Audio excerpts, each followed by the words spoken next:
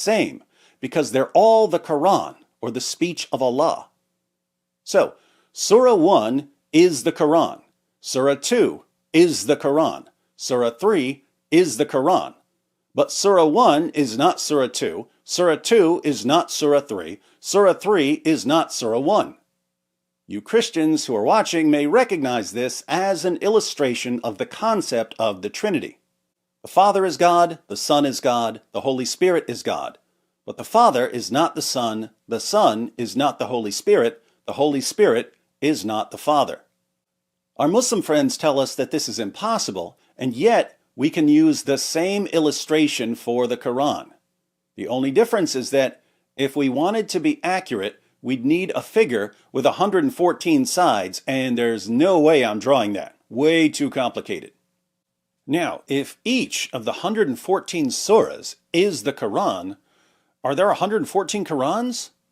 I thought there was only one Quran. It seems that Muslims believe that the Quran is one in essence or nature, but 114 in surah or chapter. The Quran is one in one way, but more than one in another way. But with all the Muslim mockery of the Trinity, I thought it was impossible to be one in one way, but more than one in another way. What about the 7 ahruf? According to Muhammad, the Quran was revealed in 7 ahruf, 7 different modes or forms. Muslims today claim that this simply refers to different dialects, but there's no way this is just different dialects because people who spoke the same dialect were reciting different ahruf.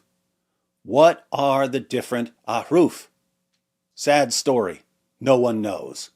But whatever the 7 different modes or forms are, there's only one Quran, right? So the Quran is one in essence or being or nature, but 7 in mode or form. What about the 10 official qira'at, the 10 different recitations or readings of the Quran? The different qira'at contain different Arabic letters and different Arabic words, and this led to differences in the text of the Quran in different parts of the world. Today, most Muslims read the Quran in a text that is referred to as the Egyptian edition of 1924 to Muslims in general. This is just simply the Quran. But this is not the only text of the Quran that is read throughout the world. In other words, if you were to compare 2 printed Qurans, you're going to see differences between them. And when we say the various different ways to recite the Quran, we are not talking about different voices or different styles. We're talking about slight differences in pronunciations, slight differences in letters, slight differences in harakat. In North Africa, there is a slightly different text that is based on a slightly different reading. And then too, in some parts of Africa, there is another reading of the Quran and a matching manuscript that is prevalent. They recite the Quran in a slightly different way. Not just a voice or not just a speaking style, but also changes in letters and words and harakat. Sometimes the different words give the verses different meanings.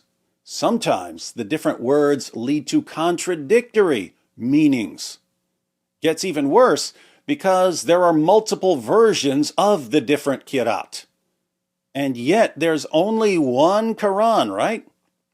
So, the 10 different qira'at with different Arabic letters and different Arabic words and different meanings are somehow only one Quran, aren't they? This means that, according to Islam, 1 plus 1 plus 1 plus 1 plus 1 plus 1 plus 1 plus 1 plus 1 plus 1 equals 1. And each of these readings really is the Quran, isn't it? Let's consider 3 different versions. The Hafs version is the Quran. The Warsh version is the Quran. The Al-Duri version is the Quran. But the Hafs version isn't the Warsh version. The Warsh version isn't the Al-Duri version. The Al-Duri version isn't the Hafs version. And yet, there's only one Quran. So, the Quran is 1 in essence, 7 in ahruf, 10 in qira'at, and 114 in surah. Hence, according to Islam, 1 equals 7 equals 10 equals 114. Here our Muslim friends might object, but David, we're only raising this objection because you say that there are 3 persons in the Trinity.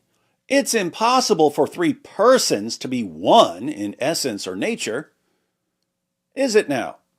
Let's see if your prophet agrees with you.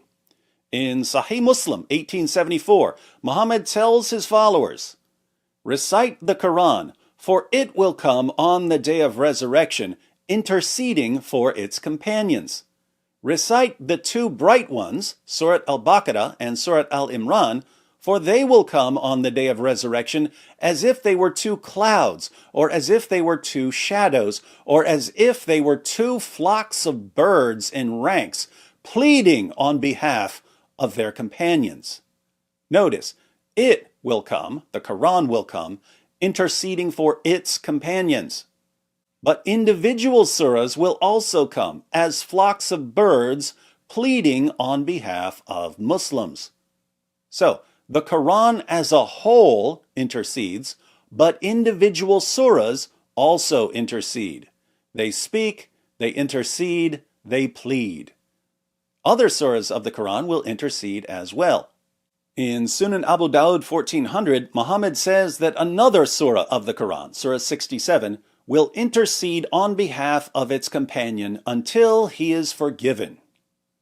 Since Muhammad tells us that multiple surahs of the Quran act as personal agents, I think it's safe to conclude that all of the surahs of the Quran act as personal agents, unless our Muslim friends want to convince us that some surahs are personal agents while others aren't, which would suggest that different surahs actually have different natures. But notice, if all of the surahs of the Quran act as personal agents, speaking and interceding and pleading, then there are 114 personal agents within the Quran, and yet the Quran also acts as a single personal agent. Sunan Ibn Majah 3781.